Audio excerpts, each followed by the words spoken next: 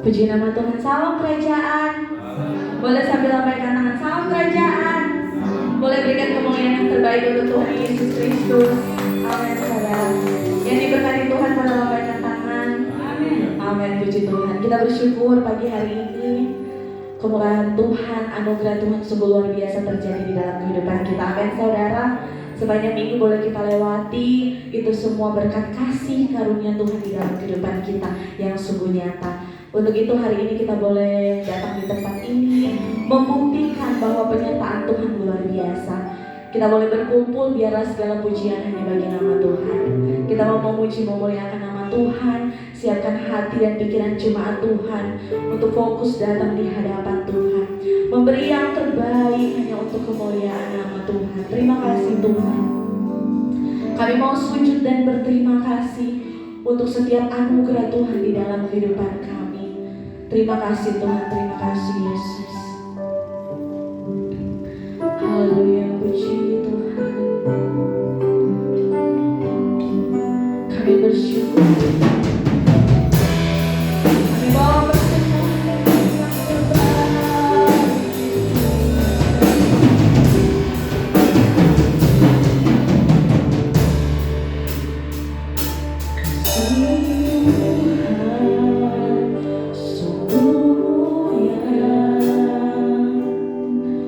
Tulus dan sempurna mengasihiku,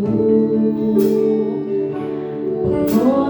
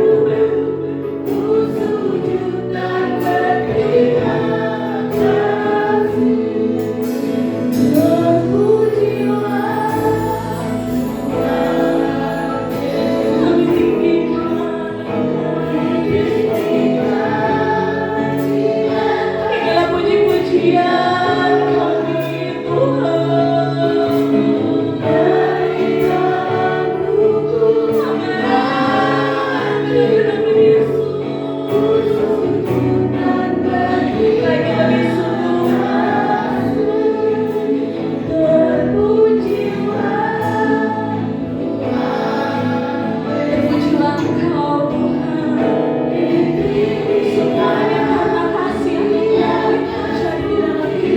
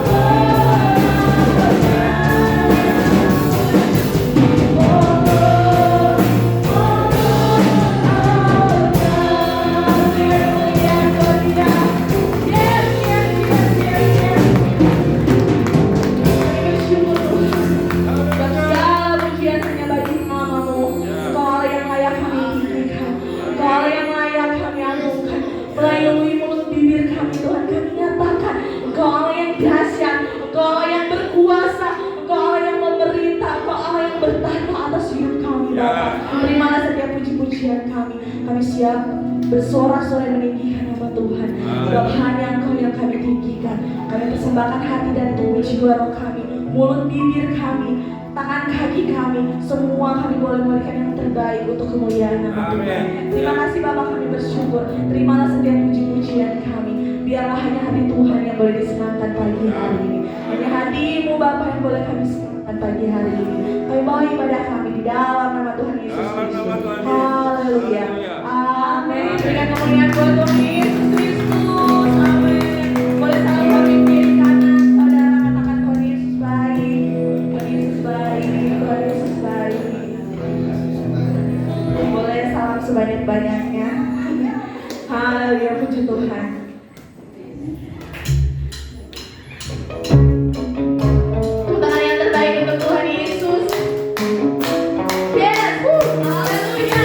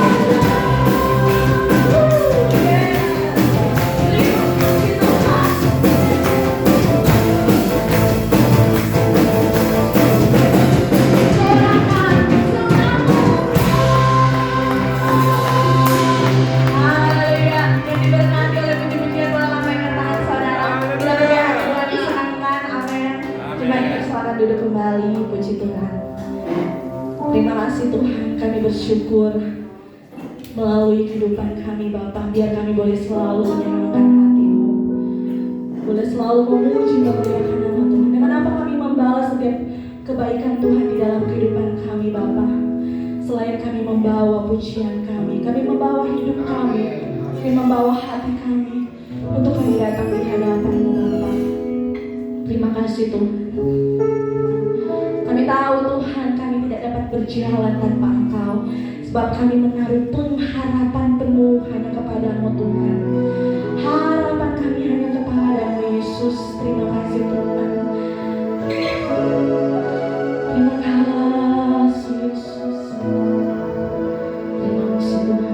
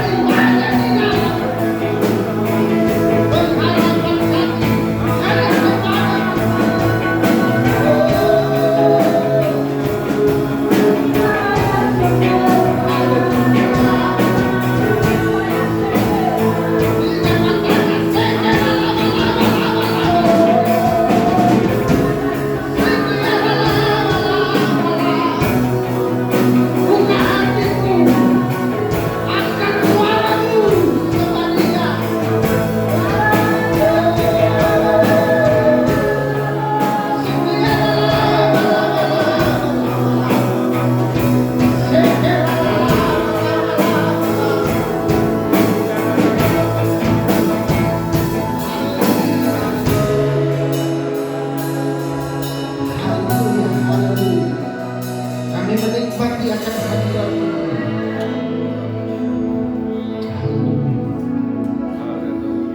Freedom memerintah di sini.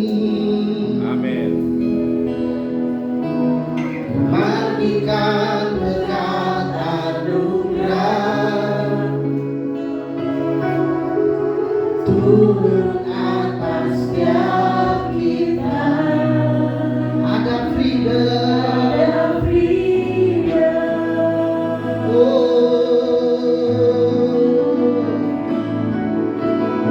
Freedom memerintah di sini.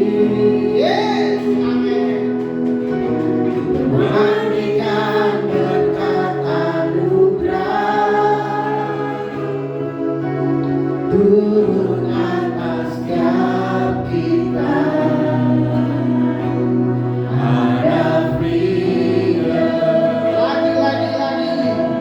Freedom memerintah. Freedom memerintah di sini. Oh, pertandingan berkat anugerah turun atas setiap kita. Ada freedom. Sekali lagi, freedom memerintah. Oh, freedom memerintah di sini.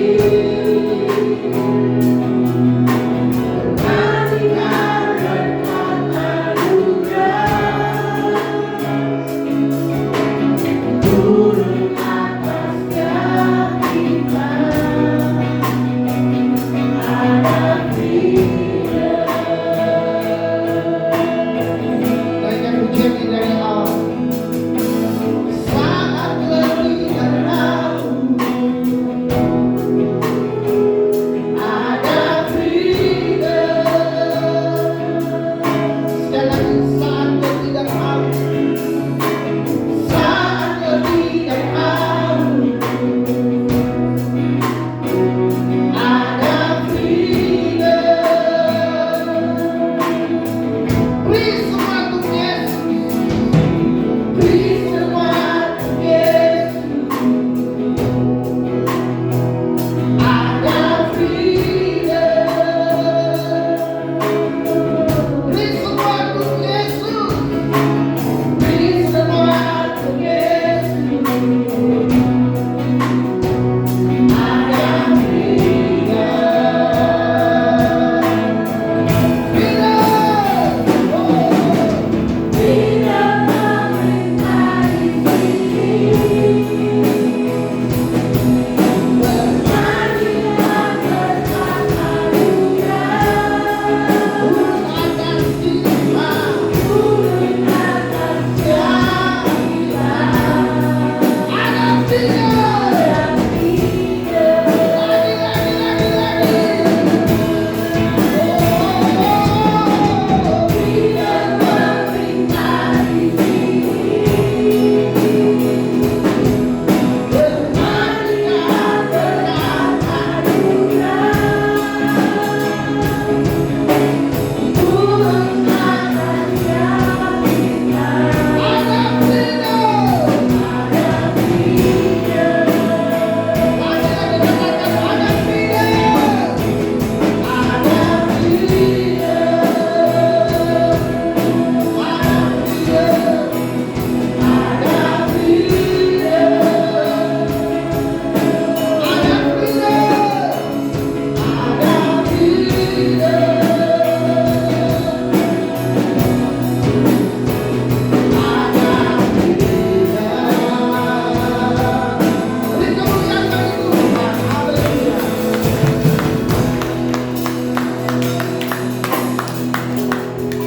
harapan yang kami pegang daripada Tuhan memberikan kami kebebasan, Ya.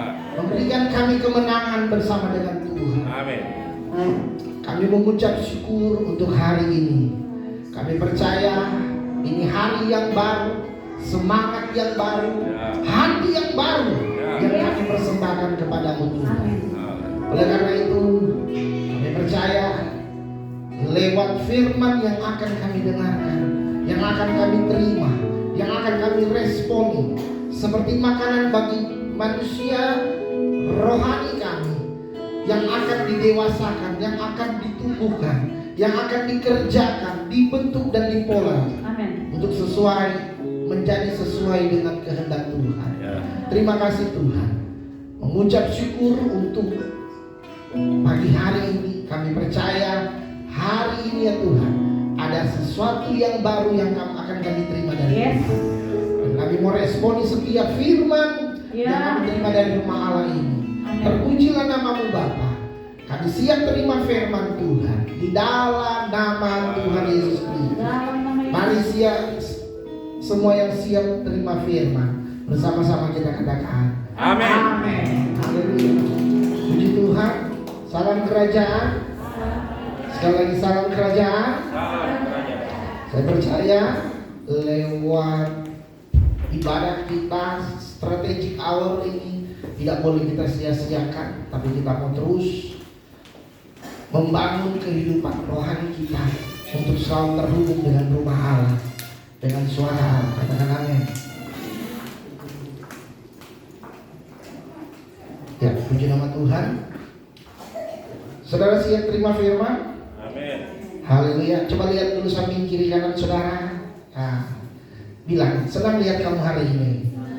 Haleluya. Colek dia, bilang senang lihat kamu hari ini. Haleluya.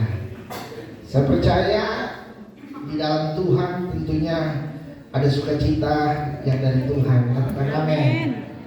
Makanya kita harus terus dibangun kehidupan kita di rumah Allah ini. Mari kita mau baca satu kebenaran firman Tuhan.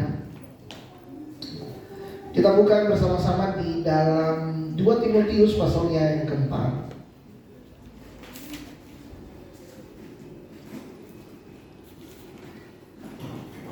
Saudara tetap strong, amin.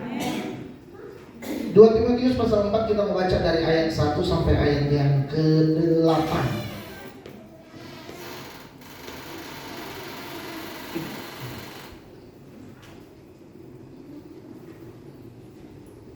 Yang sudah ketemu boleh bilang amin. Amin. Ya. Kita baca dari ayat 1 sampai ayat 8. Saya harap saudara membaca bukan hanya asal membaca ya. Tapi saya rindu ketika saudara membaca ada highlight yang saudara tangkap dari setiap pembacaan dan taruh itu di dalam roh saudara. Mari kita baca bersama-sama hitungan yang ketiga. 1, 2, 3. Di hadapan Allah dan Kristus Yesus yang akan menghakimi orang yang hidup dan yang mati. Belum semua membaca. Ulang. Ayo kita baca bersama-sama biar supaya saudara tangkap firman ini. 1, 2, 3. Di hadapan Allah dan Kristus Yesus yang akan menghakimi orang yang hidup dan yang mati, aku berpesan dengan sungguh-sungguh kepadamu demi penyataannya dan demi kerajaannya, beritakanlah firman, siap sedialah, baik atau tidak baik waktunya, nyatakanlah apa yang salah, tegurlah dan nasihatilah dengan segala kesabaran dan pengajaran, karena akan datang waktunya orang tidak dapat lagi menerima ajaran sehat, tetapi mereka akan mengumpulkan guru-guru menurut kehendaknya untuk memuaskan keinginan telinganya. Mereka akan memalingkan telinganya dari kebenaran dan membukanya bagi dongeng. Tetapi kuasailah dirimu dalam segala hal, sabarlah menderita, lakukanlah pekerjaan pemberita Injil, dan tunaikanlah tugas pelayananmu. Mengenai diriku, darahku sudah mulai dicurahkan sebagai persembahan, dan saat kematianku sudah dekat. Aku telah mengakhiri pertandingan yang baik, aku telah mencapai garis akhir, dan aku telah memelihara iman. Sekarang telah tersedia bagiku mahkota kebenaran yang akan dikaruniakan kepadaku oleh Tuhan, Hakim yang adil pada harinya. Tetapi bukan hanya kepadaku, melainkan juga kepada semua orang yang merindukan kedatangannya. Katakan amin. Haleluya. Saya percaya bahwa ketika saudara baca 2 Timotius pasal 4, yang ada di fokus saudara paling hanya ayat 7 selalu. Dan biasanya kita menemukannya di mana? Waktu ada orang meninggal, biasanya pada saat kedukaan. Coba tampilkan lagi ayat yang ke-7. Aku telah mengakhiri pertandingan yang baik. Aku telah mencapai garis akhir dan aku telah memelihara iman. Sudah, coba dulu ya. Nah, kenapa saya menyampaikan firman Tuhan ini masih sambungan dengan apa yang saya sampaikan dalam Push in the Spirit, Break Tonight, Push in the Spirit pada hari Jumat. Dan bahkan ini masih menyambung-nyambung dengan ibadah strategic hour kita setiap ibadah tengah minggu. Dan tadi saya menyampaikan ayat ini, kenapa yang kebanyakan disorot, di highlight hanya ayat yang ke-7. Bahkan kita sering memperhatikan hampir semua batu nisan, hampir semua pusara kalau kita ke TPU, kalau saudara ke tempat pemakaman itu, yang saudara lihat kebanyakan ayat ini ditaruh di sana. Aku telah mengakhiri pertandingan yang baik. Entahkah dia pemabuk, entahkah dia penjudi, pezina. Kalau dia orang Kristen, nah selalu pakai ayat ini. Aku telah mengakhiri pertandingan yang baik, katanya. Jadi pertanyaan, benarkah ini? Jangankan pertandingan, masuk arena lomba aja kayaknya nggak pernah ini. Saya harap saudara nanti saya akan lihat. Saya berharap nggak ada yang meninggal sih. Tapi kalau ada yang mati, saya mau lihat ayat apa yang mau taruh di busaranya.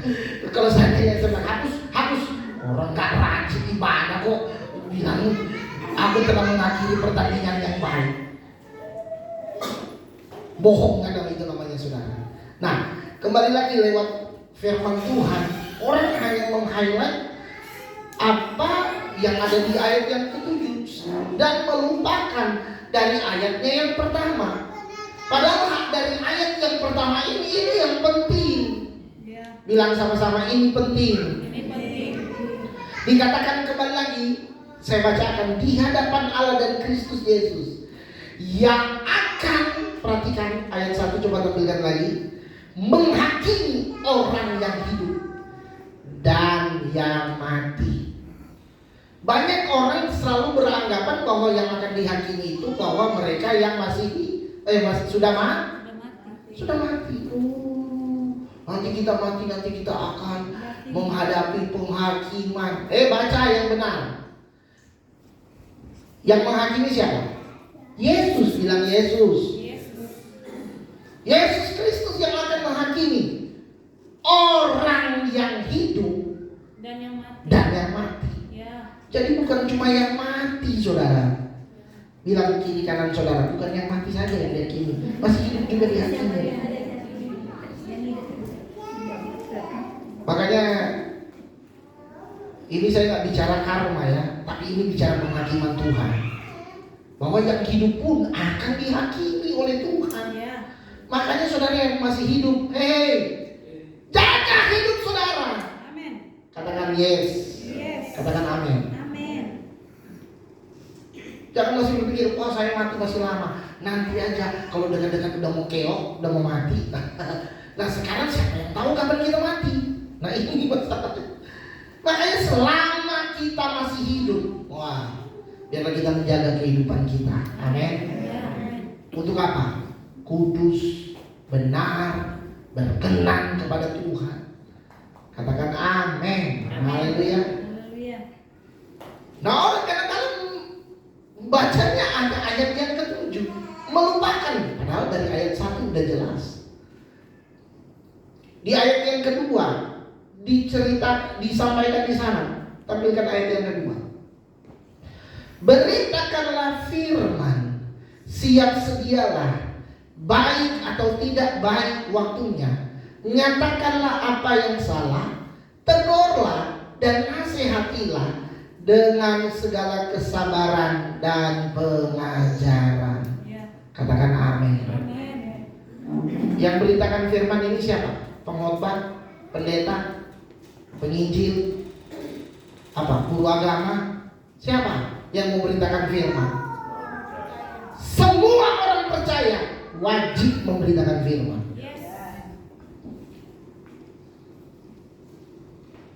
Halo, saya lihat mulai ada yang, aduh, gimana nih? Makanya firman Tuhan, saudara, ini luar biasa.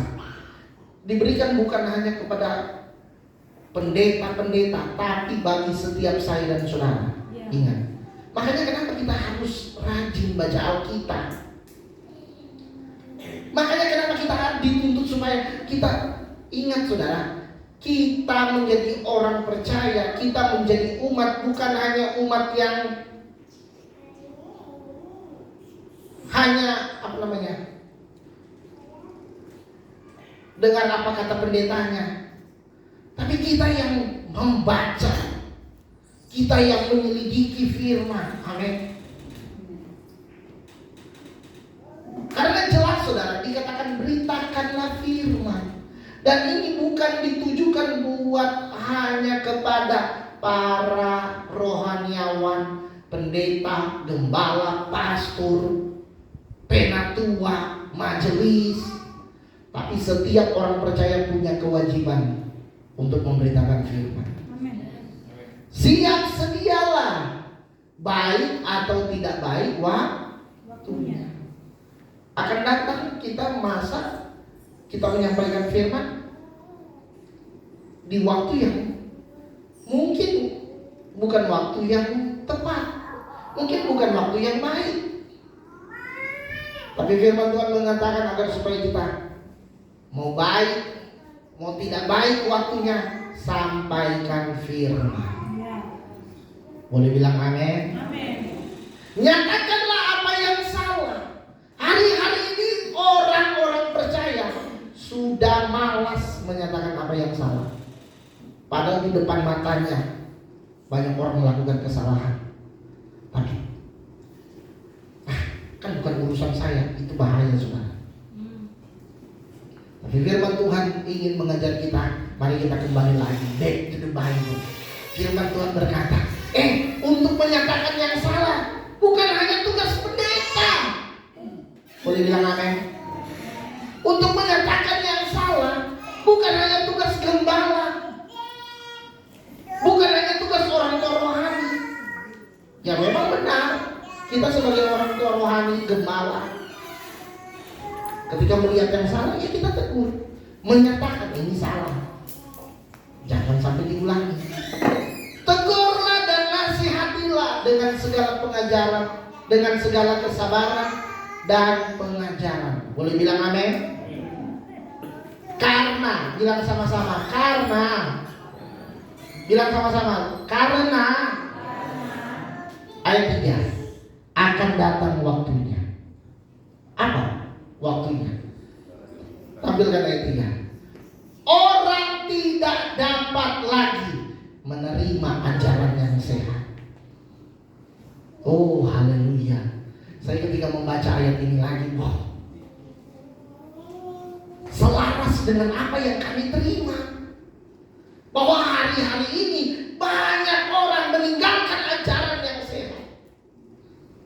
Tidak dapat lagi menerima. Kalau dia menerima, dia pasti bilang apa? Yes. Makanya kenapa saudara kami ajar sudah bilang yes. Artinya saudara tangkap, terima firman itu. Katakan amin. Katakan yes. Karena akan datang waktunya, bilang akan datang waktunya. Orang tidak bisa lagi menerima ajaran sehat. Tetapi Mereka akan mengumpulkan guru-guru menurut kehendaknya untuk memuaskan keinginan telinganya. Makanya kemarin saya khotbah di dalam Mazmur 102 ayatnya yang coba boleh tampilkan Mazmur 102 ayat yang ke-8. Biarlah hal ini dituliskan bagi angkatan yang kemudian, dan bangsa yang diciptakan nanti akan memuji-muji Tuhan. Saya menjelaskan bahwa akan datang satu masa di mana Tuhan, dikatakan di sini bahwa ada angkatan. Di sini ditulis angkatan, tapi dalam bahasa Inggris dikatakan akan datang satu generasi. The coming generation. Generasi yang akan datang itu. Di mana generasi itu apa dikatakan di dalam Amos pasal 8 ayatnya yang ke-11. Generasi yang haus dan lapar akan firman. Coba buka Amos pasal 8 ayat 9. Amos 8 ayat 11. Kita baca sama-sama firman Tuhan ini. 1, 2, 3.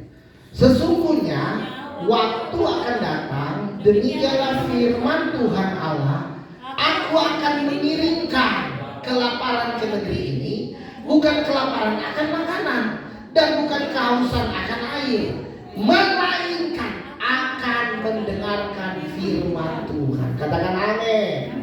Haleluya. Nah, ini sesuai dengan apa yang kita baca di dalam Amos 4. Kembali lagi ke Amos pasal 4 tadi. Akan datang waktunya orang tidak dapat lagi menerima ajaran sehat. Di satu sisi Amos 8 ayat 11, Tuhan akan mendatangkan satu musim, di mana musim itu adalah musim di mana orang haus dan lapar. Lapar bukan karena makanan, haus bukan karena minuman, tapi haus dan lapar karena firman, karena mau mendengarkan firman. Katakan amin. Tetapi akan datang satu masa juga, akan datang satu musim ini di ayatnya yang ketiga, 1 Timotius 4 ayat 3, orang tidak dapat lagi menerima ajaran sehat. Tetapi apa? Mereka mengumpulkan guru-guru menurut kehendaknya. Apa tuh kehendak? Bicara kehendak itu berbicara apa? Jiwa, di mana di dalam jiwa itu ada pikiran, perasaan, kehendak, ada memori, imajinasi, asumsi, opini. Orang mengumpulkan guru-guru menurut kehendaknya, menurut jiwanya. Kenapa? Karena hari-hari ini orang ingin mengenyangkan pikirannya, perasaannya. Mereka mencari guru-guru yang suka. Bilang bersama-sama, yang suka menyenangkan telinga. Artinya menyenangkan telinga apa? Memuaskan telinga bicara apa?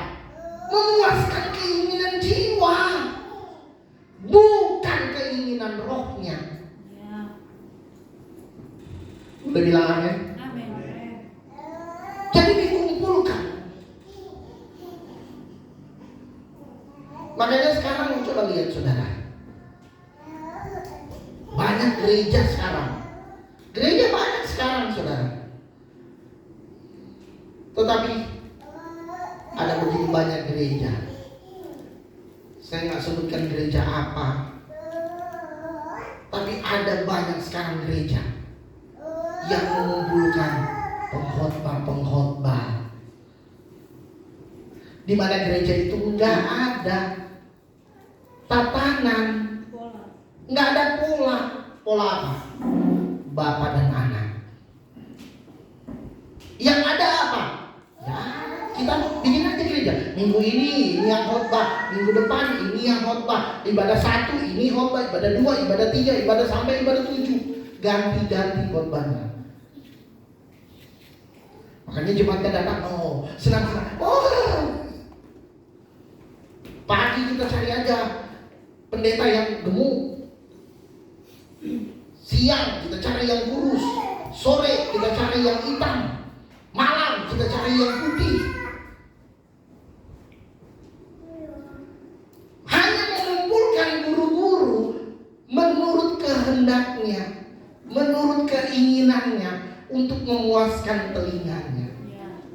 Sedangkan bicara tentang pengajaran ajaran yang sehat, orang sudah tidak mau lagi. Kenapa? Karena di dalam ajaran yang sehat apa?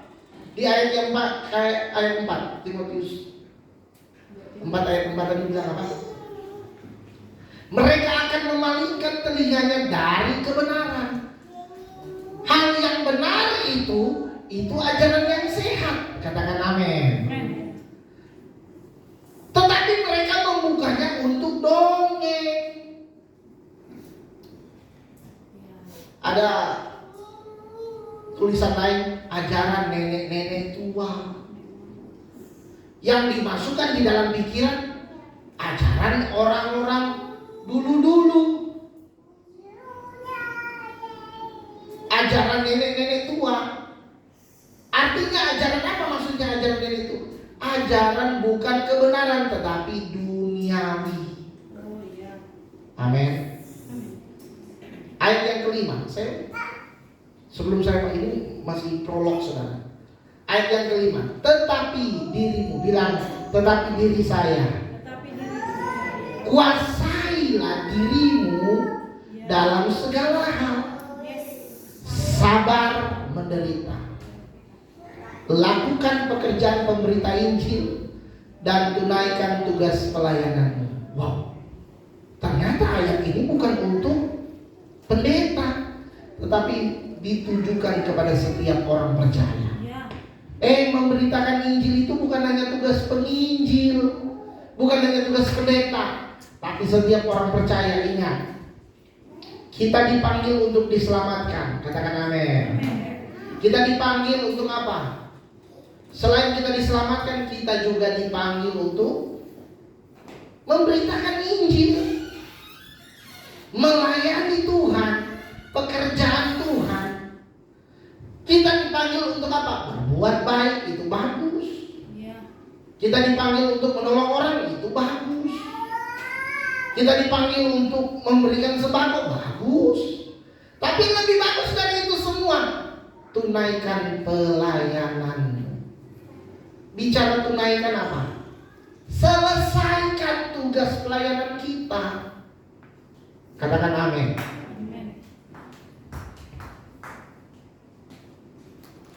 Selesaikan tugas pelayanan kita. Yang terutama itu apa Tuhan bilang? Kalau engkau mengasihi aku, engkau pasti akan melakukan semua perintah. Lakukan perintah Tuhan, mengasihi Tuhan dengan segenap hati. Bukankah itu perintah yang utama? Kasihilah Tuhan Allahmu dengan segenap jiwa. Bukan hanya bicara roh kita, tetapi dengan jiwa kita. Katakan amin. Dengan seluruh kekuatan kita. Katakan yes. Baru perintah yang kedua, kasih. Yang kedua, kasihilah sesama manusia seperti dirimu sendiri.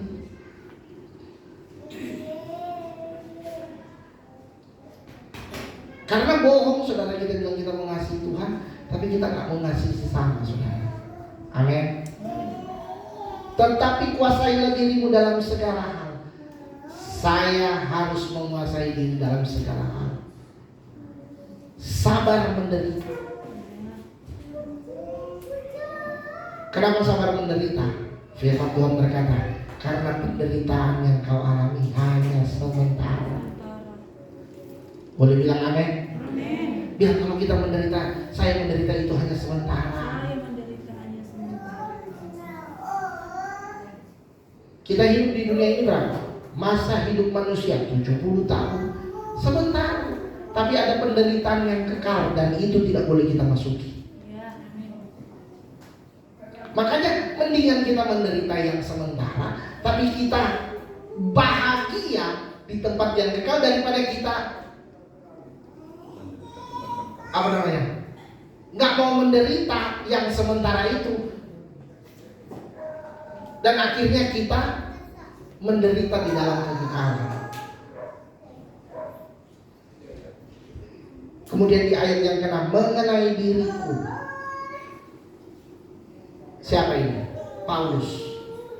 Darahku sudah mulai dicurahkan sebagai persembahan saat kematianku sudah dekat. Aku telah mengakhiri pertandingan. Jadi waktu Paulus menulis aku telah mengakhiri pertandingan, kenapa? Karena dia sudah melakukan ayat 1, ayat 2, ayat 3, ayat 4. Katakan amin. Makanya Paulus dengan lantang berkata, aku telah mengakhiri pertandingan yang baik. Karena dia sudah lakukan, sudah sampai ke mana? Tadi ayat yang terakhir, sampai ke tunaikan tugas pelayanan. Lah ini orang dari anta berantah. Ibadah cuma waktu pemberkatan. Waktu diberkati menikah, ibadah. Setelah itu hilang, nggak tahu. Tiba-tiba waktu meninggal, titip pesan, nanti tulis di nisan, Papa ya, aku telah. Nah ini kan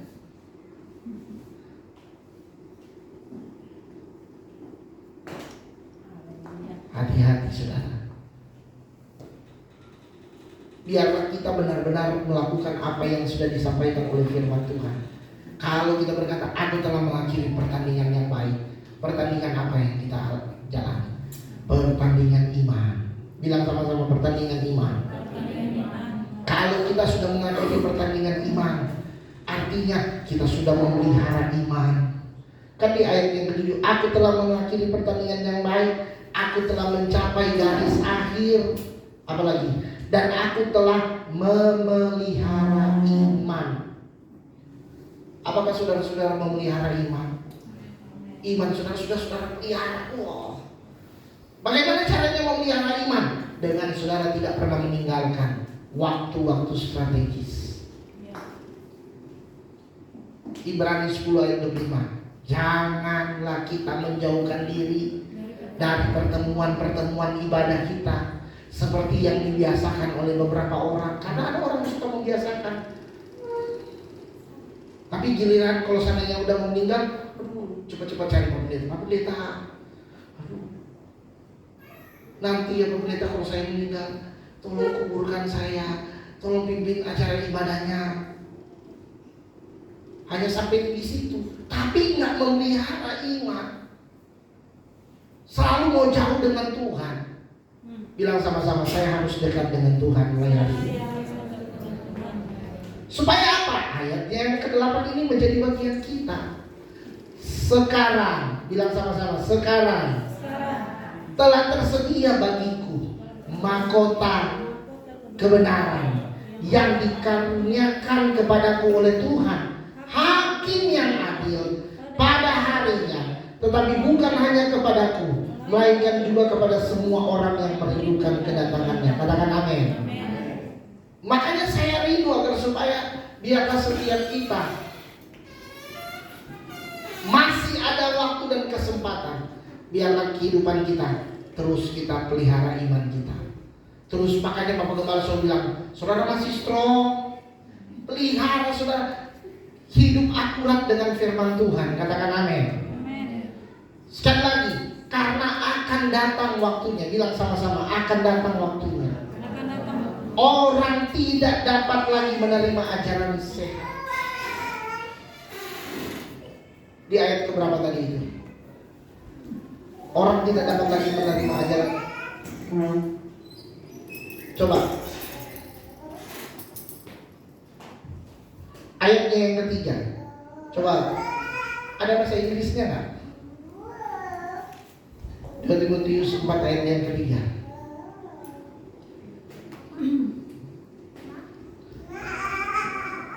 KJV. For the time will come when they will not endure sound doctrine. Sound doctrine ini bicara tentang apa? Suara kebenaran ini, saudara. Ini ajaran sehat. Katakan amin. Melainkan mereka mengumpulkan guru-guru yang menyenangkan telinga mereka. Makanya saudara sering dengarkan saya sampaikan, berkali-kali saya sampaikan, saudara mau pilih mana? Mendengarkan firman lama atau capek dengan firman atau capek dengan masalah saudara? Tapi saudara lebih memilih masalah. Makanya hidup saudara berputar, stres, depresi. Karena waktu engkau dengar firman, apalagi firman yang gak menyenangkan, mengkorek-korek isi dosa saudara, mengorek-korek kesalahan saudara, orang kali gak suka. Saya masih ingat ada dosen saya bilang begini, saudara. Kalau nanti kalian jadi, ini dosen saya, dulu saya masih sekolah. Kalau nanti kalian jadi hamba Tuhan, jadi pendeta, waktu kalian mau menegur jemaat, usahakan jemaat itu sampai tersinggung. Nah, gimana mau menegur nggak sampai tersinggung? Paulus dengan begitu keras, kalau salah. Itu ajaran sehat. Bilang sama-sama, itu ajaran sehat. Kenapa saudara? Karena kalau sebenarnya dosa kita elus-elus, nggak bakal keluar dia. Tapi dosa harus selesai. Katakan amin. Supaya hidup saudara mengalami yang namanya apa? Pemulihan. Ada kan itu statement dulu. Keterbukaan adalah awal pemulihan, katanya. Yang terbukanya sama siapa? Terbukanya sama Tuhan, saudara. Terbuka kepada orang-orang yang satu frekuensi. Kalau saudara terbuka dengan sembarangan orang, hancur hidup saudara. Saudara terbuka dengan orang yang gak dapat dipercaya. Wah, saya pernah korupsi. Wah, dia cerita. Tapi kok dia cerita loh di Komsel. Dia pernah korupsi 1 M. Habis saudara. Makanya kita harus tahu memilih mana orang-orang yang benar-benar membawa hati Tuhan. Katakan amin. Sekali lagi saya mau sampaikan saudara, waktu saudara masuk ke gereja, ke rumah Allah ini, pastikan bahwa saudara mau diubahkan. Katakan amin. Kenapa? Karena orang yang datang ke gereja, sebenarnya kenapa sih kita datang ke gereja? Ini masih banyak orang Kristen ini suka salah nih. Kenapa datang ke gereja? Supaya saya mau menyembah Tuhan, supaya saya dijamah, dilawat oleh Tuhan. Padahal sebenarnya kalau kita lihat saudara, orang datang di rumah Tuhan itu untuk apa? Diubahkan. Makanya saudara mau 100 kali saudara datang ke gereja, kalau saudara gak pernah memberi kehidupan saudara untuk diubahkan, untuk diselesaikan segala kehidupan saudara, maka saudara tidak akan pernah jadi. Makanya kita diibaratkan sama seperti apa?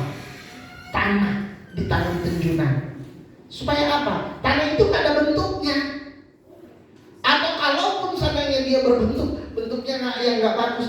Tapi kalau kita mau taruh hidup kita lewat firman, dikatakan firman itu bagaikan air kehidupan yang selalu membasahi kita. Supaya apa? Kita lembut. Makanya terima firman dengan lembut. Amin. Terima firman dengan lembut supaya apa? Waktu firman melawat kita, menjaga kita diubahkan. Makanya saudara ada di tempat ini tujuannya supaya saudara diubahkan, dibentuk, dipola, dikerjakan lewat firman. Amin. Makanya bilang kiri kanan, hati-hati jangan sampai salah masuk kamar. saudara. Amin. Banyak hari-hari ini suka disesatkan dengan tempat-tempat yang salah. Dan akhirnya di tempat yang salah mereka mendengar yang salah. Banyak orang akhirnya salah tempat, akhirnya salah dengar. Makanya perhatikan apa yang kita dengar. Katakan amin. Saya selalu bilang begini, kalau saya, ini saya bicara saya, kalau saya dari gembala sama, kami punya prinsip kalau saya bosan dengar firman, artinya sifat keduniawian saya masih kuat. Makanya saya mau katakan kepada saudara, kalau saudara bosan dengar firman, berarti duniawi saudara masih lebih kuat daripada rohani saudara. Tapi kalau seandainya rohani kita kuat, wow. Ingat, firman itu seperti makanan bagi rohani kita. Amin. Dan dia yang akan mengenyangkan kita, saudara. Ya. Saya rindu agar supaya bukan artinya khotbah di tempat ini bukan hanya khotbah untuk menghancurkan, tetapi ini juga penghiburan bagi saudara. Ya. Amin. Supaya saudara diubahkan oleh Tuhan. Yes. Kenapa? Karena kalau seandainya khotbah cuma untuk menghibur saudara, hidup saudara tidak akan pernah berubah. Ya. Sekali lagi, khotbah menghibur itu tanpa saudara diubahkan, maka kekristenan saudara akan hancur. Serius saudara. Makanya lewat firman Tuhan, saya ingin agar supaya biarlah setiap kita jangan hanya menjadi orang-orang Kristen yang senang sekali kalau seandainya ada altar call. Saya dulu ada di dimensi itu saudara. Wah, kayaknya paling senang. Oh, ayo saya undang altar call. Oh, semua mau maju saudara. Nah, banyak dimensi kekristenan kita yang lama, kita hanya senang apa? Didoakan, diurapi. Apalagi kalau seandainya pendetanya udah bawa minyak. Enak banget tuh kayaknya. Kalau rasa-rasanya tumpahin aja semuanya. Yang ada saudara bukan berminyak, udah nggak pakai minyak aja udah berminyak, saudara. Apalagi mau pakai minyak. Kayaknya kalau nggak nyentuh sesuatu kayaknya wah belum afdol nih. Hati-hati saudara. Yang inti bukan masalah pengurapannya. Hari-hari ini banyak orang mengejar pengurapan.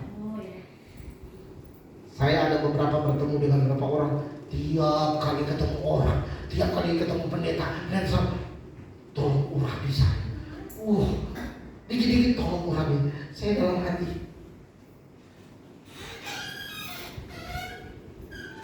mau sampai kapan? Mau Benny Hinn pun, atau kalau seandainya masih hidup, yang pengkhotbah yang luar biasa. Tapi kalau dari diri kita yang nggak mau berubah, mau sampai, makanya tadi saya bilang, mau sampai mandi minyak pun saudara, mau diurapi. Kalau seandainya saudara nggak pernah memberi hidup saudara, nggak mau ambil tindakan untuk berubah, saudara tidak akan pernah berubah. Walaupun saudara setiap kali altar call, saya undang, yang mau di altar call, ayo saya undang ke depan. Bahkan saudara udah roboh-roboh. Sekarang hampir jarang saya masuk, kecuali memang Roh Kudus menggerakkan saya untuk melakukan itu. Tapi kalau enggak, ngapain saudara? Kadang-kala saudara, maaf saudara, kadang-kala altar call itu hanya supaya pendetanya semakin semakin banyak yang roboh, pendetanya semakin matang, undangannya pasti semakin banyak. Soalnya pendeta itu kalau dia tumbang tangan, banyak yang roboh. Kekristenan kita tidak diukur dari seberapa banyak yang roboh. Boleh bilang amin? Tapi seberapa banyak orang percaya yang diubahkan hidupnya. Pernah nggak saudara menemukan ada orang tiap altar call selalu berdiri dan selalu didoakan dan selalu roboh, tapi hidupnya tidak pernah berubah. Mulutnya masih suka gosipin orang, masih suka tipu orang, masih suka apa bahasa sekarang, gibah dan sebagainya. Hidupnya nggak pernah berubah. Lah, waktu abang ditumbang tangan, roboh lagi. Lah, apa maksudnya? Saya ketika ada di kebenaran ini, saudara, saya lihat, setelah saya lihat firman Tuhan, lah orang yang roboh ternyata bukan karena dijamah. Nggak ada murid-murid waktu mereka terima Roh Kudus di upper room, di ruang atas, kemudian mereka roboh, nggak ada. Tapi hidup mereka semakin bergelora dan berkobar-kobar. Hidup mereka diubahkan. Makanya firman Tuhan berkata, tiap-tiap hari mereka berkumpul memecahkan roti bersama-sama, memberitakan firman. Bukan rasul-rasul, orang-orang percaya. Yang mana? Yang waktu dengar khotbah dan menerima. Waktu Petrus berkhotbah 3.000 orang menerima. Dan mereka berkata, jadi apa yang harus kami lakukan? Waktu engkau dengar firman, harus timbul pertanyaan. Oh, waktu saudara terima firman, oh saya terima firman ini. Bertanya, apa yang harus saya lakukan? Apa yang Petrus bilang? Bertobatlah. Katakan amin. Jadi waktu engkau dengar firman, apa yang harus kau lakukan? Bertobat. Nggak ada yang lain. Bertobatlah. Bahkan Petrus bilang, dan berilah dirimu dibaptis. Ada dua pengertian baptisan. Yang belum dibaptis secara selang di dalam air, ya lakukan. Tapi saya mendapat sesuatu begini. Biarlah kita masuk di dalam apa? Di dalam baptisan, yaitu Kristus Yesus. Di dalam Roma dikatakan kita masuk di dalam kematian dan kebangkitan bersama dengan Yesus. Amin. Simpelnya memang ya yang belum dibaptis ya harus dibaptis. Tapi bagi kita yang sudah dibaptis, bukan berarti kemudian kita nggak boleh dibaptis lagi. Baptis dalam secara rohani kita, yaitu kita bertobat dan terus masuk di dalam dimensi kematian dan kebangkitan bersama dengan Yesus Kristus. Haleluya. Dan ini hal yang luar biasa, saudara. Jadi jangan hanya menjadi orang-orang percaya yang suka sekali didoakan, suka sekali Pak Gembala, tumpang tangan. Bahkan saya hitung-hitung udah berapa tahun ini, kecuali anak-anak yang diserahkan, yang dibaptis, jamuan, dan jarang saya. Karena saya percaya firman yang limpah buat saudara, membuat saudara memiliki kuasa. Bukan lagi saudara minta pengurapan. Hidupmu itu sudah ada kuasa di dalamnya. Haleluya. Kalau hidup saudara, saya bilang begini, kalau hidup saya diubahkan, maka masalah saya pasti selesai. Katakan amin. Kalau saudara diubahkan, saya yakinkan saudara, masalah saudara pasti juga selesai. Kenapa masalah saudara nggak selesai? Karena saudara belum mau diubahkan. Waktu dengar firman, saudara nggak mau bertobat. Saudara nggak mau terima firman. Makanya saudara tidak pernah diubahkan. Dan ketika saudara tidak diubahkan, artinya hidupmu masih hidup dalam masa lalu. Hidupmu masih hidup di pola yang lama. Maka masalahmu akan tetap tinggal dalam hidup saudara. Tapi waktu saudara dengar firman dan saudara respon, apa yang harus saya lakukan? Bertobat, artinya apa? Berubah, artinya apa? Saya harus hidup dalam Yesus Kristus. Christ in me. Kristus harus ada dalam. Nah, kalau Kristus ada dalam kita, masa kita hidup dalam dosa? Artinya dosa harus selesai dalam hidup kita. Katakan amin. Maka kalau dosa sudah selesai dalam hidup saya, Kristus yang ada di dalam saya sudah bangun kesadaran Christ in me, maka masalah saya pun akan selesai. Katakan amin. Haleluya. Solusi permanen itu namanya perubahan hidup. Bilang sama-sama, solusi permanen itu namanya perubahan hidup. Solusi permanen itu namanya perubahan hidup. Katakan yes. Nah, masalahnya sekarang banyak orang gini. Maaf saudara, saya mesti sampaikan ini. Ini saya belum masuk di ayat-ayat, tapi ini hal-hal sederhana yang kita alami. Banyak orang sekarang ke gereja, tapi dimensinya sama seperti orang yang datang, yang waktu sakit datang minta minum obat. Mengerti nggak maksud saya? Maksud saya apa? Cuma ke gereja seperti minum obat. Yang pengen kalau seandainya sakit waktu minum obat langsung sembuh. Pinginnya langsung begitu, saudara. Kalau seandainya demam, minum paracetamol. Kalau seandainya jadi ke gereja itu mereka masih membawa dimensi orang Kristen minum obat. Nanti kalau seandainya udah sakit ya ke gereja. Kenapa ke gereja? Lagi ini. Nah, tapi itu masih mendingan. Ada udah sakit jasmani, sakit rohani, nggak mau masuk gereja. Itu lebih parah, saudara. Nah, banyak orang Kristen gitu, hanya ingin datang gereja supaya masalah selesai. Bilang kiri kanan, semoga bukan kamu.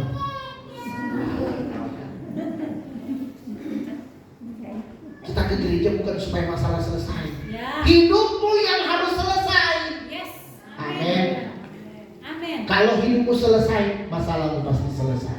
Ya. Jadi firman itu datang bukan untuk masalahmu, tapi firman datang untuk hidupmu. Ya. Katakan amin. Amin. Kita kadang-kadang dibolak-balik. Firman datang. Enggak. Firman datang untuk hidup saudara. Supaya apa? Saudara yang menyelesaikan masalah saudara. Yes. Exercise. Itu yang Tuhan mau. Itu yang namanya berkuasa dan memerintah. Amin. Katakan amin. Amin. Saudara paham sampai sini? Ya. Yang paham bilang amin. Amin. Supaya apa? Kan lucu, saudara. Saudara yang bikin masalahnya apa? Umpama contoh. Ada utang piutang. Masa saudara datang gereja bilang, Tuhan selesaikan masalah. Saudara yang selesaikan, bukan Tuhan. Ya. Artinya, ya bayar utang saudara. Caranya bagaimana? Makan firman sebanyak-banyaknya, minta hikmat dari Tuhan. Tuhan yang kasih hikmat kita. Tapi bukan Tuhan yang kirim duit dari sorga.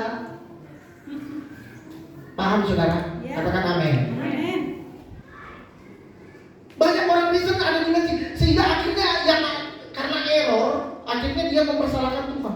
Saya udah rajin loh datang gereja, tapi kok utang saya? Lah kan kok nggak bayar? Bayar utang saudara. Ya.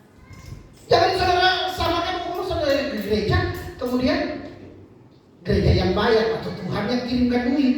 Enggak begitu, Ferguson. Kita yang diberikan hikmat oleh Tuhan untuk kita bisa menyelesaikan setiap masalah kita. Makanya firman datang bukan untuk menyelesaikan masalahmu. Ini banyak pendeta suka salah. Firman enggak. Firman datang untuk menyelesaikan hidupku. Kalau hidupku selesai, masalahku pasti selesai. Yes. Amin. Amin. Karena saudara nggak pernah selesai dengan hidup saudara, makanya masalahnya masih ada. Makanya selalu saya bilang, kalau mendengar firman, jangan selalu terima dengan otak saudara, tapi terima dengan roh saudara. Ya. Karena otak saudara kadang-kadang error, korslet, otak saudara dipengaruhi oleh sistem Babel. Makanya saudara nggak pernah terima firman. Masa sih firman bilang begitu? Kayaknya. Waktu saudara meragukan firman, makanya firman tidak pernah memproses hidup saudara. Tapi waktu saudara dengan firman, tapi ini mustahil, ini firman, saya mau terima, yes. Ya. Karena firman selalu berdiri di atas kemustahilan. Ya. Amin. Amin. Bagaimana bisa Yesus memberi makan 5.000 orang dengan 5 roti? Gak bisa. Tapi firman bilang, waktu itu Yesus memberi makan 5.000 orang dengan 5 roti dan 2 ikan. Masih ada sisa 12 bakul. Ya. Mustahil, iya. Tapi terima firman. Bukan dengan otak Filipus murid, tambah-tambahannya nggak nyampe, rumusnya beda. Murid bilang, Yesus, 300 dinar. 300 dinar itu, 1 dinar adalah upah orang kerja 1 hari. Kalau seandainya sekarang berarti berapa? Kalau dia buruh, tukang, upah harian berapa? 250. Taruhlah 200 ribu. 200 ribu kan lumayan. Kalau cuma beli roti banyak. Nah ini berapa? 300 dinar. Kali aja saudara. Tapi Tuhan Yesus bilang apa? Itu aja mereka bilang nggak cukup karena ini yang datang 5.000. Tapi Yesus bilang kamu yang beri mereka makan. Lah bagaimana caranya? Udah tutup nih warung, udah mau sore nih. Kamu yang kasih mereka makan. Tapi di kita cuma ada 5 roti dan 2 ikan, nggak cukup. Itu kenapa? Pakai otak. Ya. Makanya waktu dengar firman jangan pakai otak. Waktu dengar firman terima yes. Ya. Amin. Siapa yang dengar firman bilang yes? Terima yes. Semua kalau kita lihat toko-toko di Alkitab, waktu mereka mendengar firman, lakukan, maka terjadi saudara. Ya. Daud waktu terima firman, Abraham waktu mendengar firman, Abraham, kamu akan menjadi bapa segala bangsa. Lah, tapi ini anak satu-satunya Tuhan bilang persembahkan dia kepada Tuhan. Tapi Abraham nggak bilang, dia nggak berpikir. Kayaknya Tuhan salah berfirman, coba saya cari suara yang lain. Kalau dia cari suara yang lain, dia nggak mungkin jadi bapa segala bangsa, bapa segala orang percaya. Amin. Tapi waktu dia dengar firman, dia ya udah, ayo Ishak kita naik ke gunung, lakukan. Nuh, Tuhan bilang apa? Nuh, bangun bahtera. Di gunung. Saya nggak tahu dia itu di gunung karena nggak ada ayatnya. Mau di gunung kek, mau di mana tadi Tuhan bilang bangun bahtera. Itu jelas firman-Nya. Bangun bahtera, panjangnya begini, tingginya seperti ini. Ya. Ada ram. Tapi lu nggak kemudian bilang gini. Nah, kayaknya nggak mungkin, ini kan lagi panas-panas terik nih. Ini nggak ada musim-musim hujannya ini. Kayaknya salah. Lah, lu bakal mati, kita juga nggak ada. Tapi karena lu waktu dengar firman dia lakukan, makanya saya dan saudara ada hari ini. Ya. Dan banyak kita temukan firman Tuhan cerita di Alkitab. Tokoh-tokoh Alkitab waktu mereka mendengarkan firman, mereka melakukan, maka ada mujizat yang terjadi. Yes. Ada sesuatu yang terjadi. Kenapa? Karena mereka nggak dengar pakai otak mereka. Tapi waktu mereka mengarahkan telinga mereka mendengar firman dan mereka mau taat kepada firman Tuhan, maka mereka mengalami yang namanya mujizat, mengalami yang namanya pemulihan, mengalami yang namanya apa? Kelimpahan. Ada banyak saudara. Kalau saya mau ceritakan satu-satu, mau angkat satu-satu cerita saudara, banyak. Tetapi intinya saudara, saya mau katakan kalau dengar firman jangan pernah mikir, terima saja. Katakan amin. Amin. Kecuali itu cuma kata-kata saya. Tapi kalau itu firman, terima. Katakan yes untuk firman. Yes. Haleluya. Ya. Kenapa? Karena kalau pikiran itu produknya dunia. Produk dunia atau produk Tuhan pikiran? Pikiran itu produk dunia. Produk pikiran itu sebenarnya itu pikiran, produk dunia itu pikiran itu saudara. Tapi saudara yang mengisinya dengan hal-hal duniawi. Makanya firman jelas di dalam Filipi, coba buka Filipi pasal 4 ayat yang ke-8.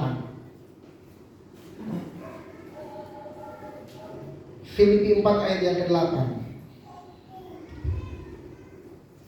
Coba buka. Dari kata jadi. Jadi akhirnya, ayo baca sama-sama. 1, 2, 3. Jadi akhirnya saudara-saudara, semua yang benar, semua yang mulia, semua yang adil, semua yang suci, semua yang manis, semua yang sedap didengar, semua yang disebut kebajikan dan patut dipuji, pikirkanlah semuanya itu. Nah saya mau tanya, apakah semua yang apa ini tadi? Ayat 8 tadi, ayat 8 lah. Balik lagi ayat 8. Yang benar. Semua yang benar, perhatikan kalimat saya ya. Semua yang benar, semua yang mulia, semua yang adil, semua yang suci, semua yang manis sedap didengar, yang disebut kebajikan dan patut dipuji. Saya mau tanya, apakah semua itu hasil dari sebuah atau hasil dari berpikir? Hasil dari mana ini? Kalau seandainya ini hasil dari berpikir, masa dia bilang pikirkanlah semuanya itu? Benar nggak? Tapi dari semua yang benar itu hasil dari mana? Berasal dari mana? Dari Tuhan. Ya. Amin. Amin. Jadi itu semua berasal dari Tuhan.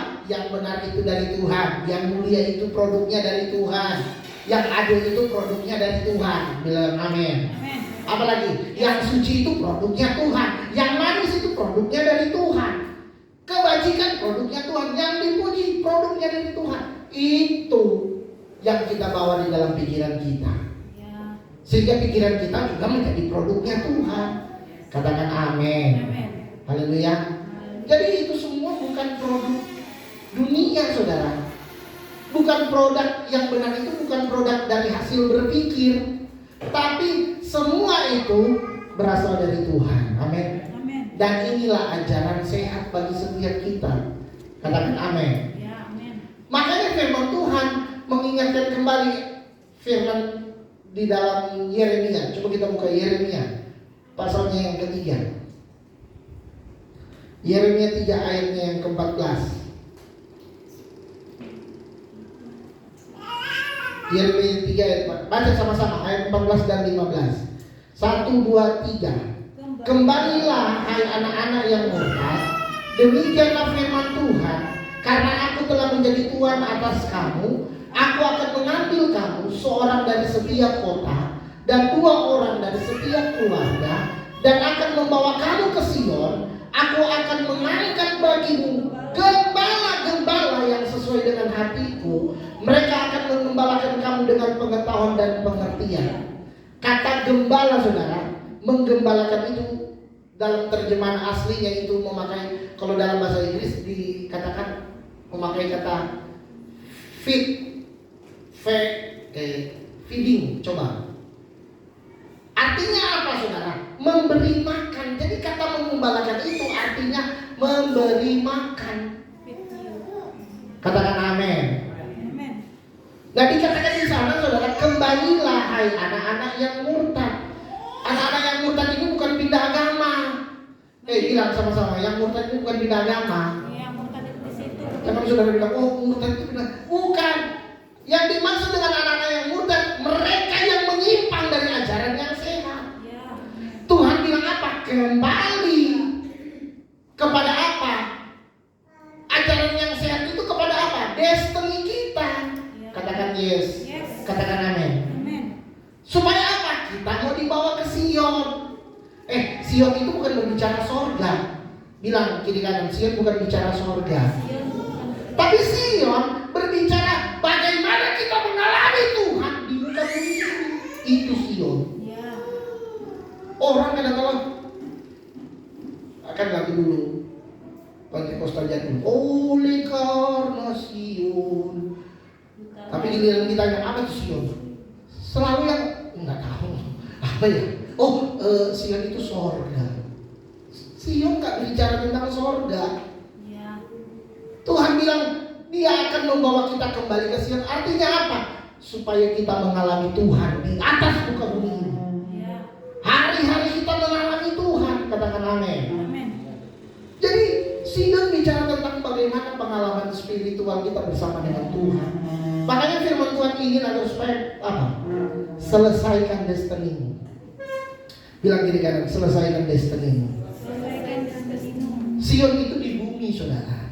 Amin. Ya. Sion itu hal rohani yang terjadi di bumi. Makanya itu harus kita alami. Jangan cuma menantikan Sion di kekal nanti. Ada Sion di kekalan nanti. Yerusalem yang baru ada. Tetapi yang Tuhan mau kita mengalami Tuhan di muka bumi ini, saudara. Yes. Amin. Amin. Supaya apa? Supaya tergenapi apa yang disampaikan oleh firman Tuhan. Apa itu? Mazmur pasal 84, coba. Ayatnya yang ke-7. Mazmur 84 ayat 7. Ini harus tergenapi dalam kehidupan kita. Mazmur 84a. Baca sama-sama 2, 3. Apabila melintasi lembah Baka, mereka membuatnya menjadi tempat yang bermata air. Bahkan hujan pada awal musim menyelubunginya dengan berkat. 8. Mereka berjalan. Baca sama 2, 3. Mereka berjalan makin lama makin hendak menghadap Allah di bukan aja di surga.